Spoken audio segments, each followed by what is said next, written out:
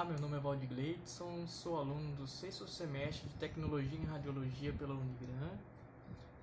Estou aqui com a Lucimari, ela vai fazer as perguntas para a gente poder entender o tema, os riscos que podem ser causados pela radiação ionizante. Certo, Valdir Gleidson, tudo bem? Tudo bem? Eu acho que, primeiramente, antes de a gente falar sobre os efeitos da radiação ionizante, a gente precisa entender o que é radiação ionizante. Bom, Lucimari, a radiação ionizante é aquela que tem energia suficiente para remover os elétrons dos átomos, criando então os íons, né? A radiação ionizante de fontes não naturais são comumente encontradas nos cuidados em saúde. Raio-X, tomografia computadorizada, radioterapia. Certo. E quais seriam os efeitos biológicos da radiação no corpo humano? Os efeitos biológicos da radiação no corpo humano, a radiação ela pode produzir efeitos em nível celular, causando a morte ou modificação devido aos danos causados nas fitas de DNA em um cromossomo.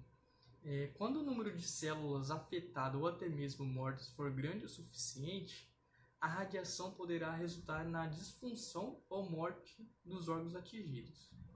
Outra influência da radiação sobre o DNA são os danos que não causam a morte celular. Esses tipos de danos são normalmente reparados por inteiro. Mas caso isso não ocorra, a modificação resultante é conhecida como mutação celular. O risco do câncer proveniente dessa exposição depende da dose, da duração da exposição, da idade em que se deu a exposição e de outros fatores, como por exemplo, sensibilidade dos tecidos, frente aos efeitos carcinogênicos da radiação. Certo, Valdir Gleidson. Então, quando a gente fala dessas mutações, a gente também fala do câncer. Fala mais um pouquinho pra gente, por favor. Isso. O resultado das mutações é o câncer. Se as células modificadas forem aquelas que transmitem as informações hereditárias aos descendentes, desordens genéticas podem surgir, podem ocorrer. Com base na observação de sua ocorrência, efeitos na saúde advindos da exposição à radiação são definidos aqui tanto como efeitos imediatos à saúde quanto tardios. Então esses efeitos, têm classificação? Isso, exatamente. São vários tipos de efeitos, né? Efeitos imediatos são evidentes através de diagnósticos de síndromes clínicas verificadas nos indivíduos, né? Os efeitos tardios, como dito anteriormente, são verificados através de estudos epidemiológicos feitos pela observação do aumento da incidência de doença em uma população. Existem também os efeitos estocásticos, são aqueles em que a probabilidade da ocorrência é proporcional à dose da radiação recebida, sem a existência de um limiar. Isso significa que doses pequenas abaixo dos limites estabelecidos por normas e recomendações de radioproteção podem induzir tais efeitos. Entre esses efeitos destaca-se o câncer. Entendi.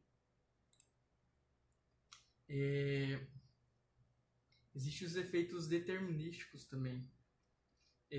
São causados por irradiação total ou localizada de um tecido, gerando um grau de morte celular não compensado pela radiação ou reparo, com prejuízo detectado no funcionamento do tecido ou órgão. São produzidos por doses elevadas, acima da limiar, onde a severidade ou a gravidade do dano aumenta com a dose aplicada. A limiar de dose que as células do tecido suportam é ultrapassada. Aí você pode ver os resultados imediatamente, entendeu? Logo após a dose. Efeitos somáticos. Os efeitos somáticos surgem do danos nas células do corpo e o efeito aparece na própria pessoa irradiada. Já os efeitos genéticos ou hereditários se manifestam nos descendentes da pessoa irradiada. Então até os descendentes da pessoa que foi irradiada, elas podem apresentar esses sintomas posteriormente, certo? Isso, exatamente. São os efeitos hereditários. Certo. E tem alguma dose de radiação necessária para afetar o organismo?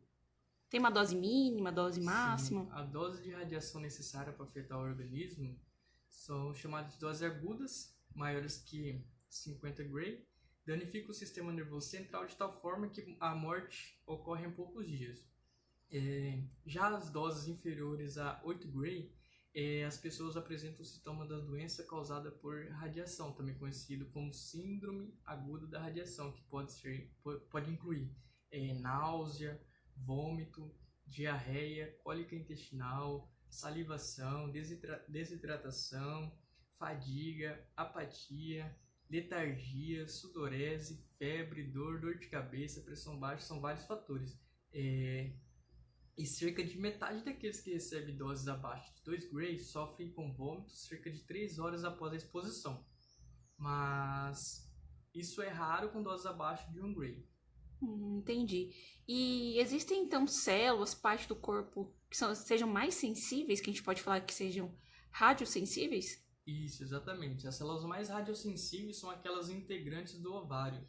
Dos ovários, dos testículos, da medula óssea, do cristalino, além dos demais órgãos mostrados na ilustração abaixo, aí, do lado que está no vídeo. Vocês Entendi. podem verem aí. E como que a gente pode se proteger, Valdegleidson? Tem duas formas de proteção na radiologia. A forma individual, que é o EPI, a gente usa os equipamentos de proteção individual, são eles o avental, os óculos, luva, todos eles são de material plumbíferos. Existem os EPCs. Os EPCs são os equipamentos de proteção coletiva, como as portas radiológicas, sinalizadores, biombos, plumbíferos, lençóis de chumbo. Certo. Isso.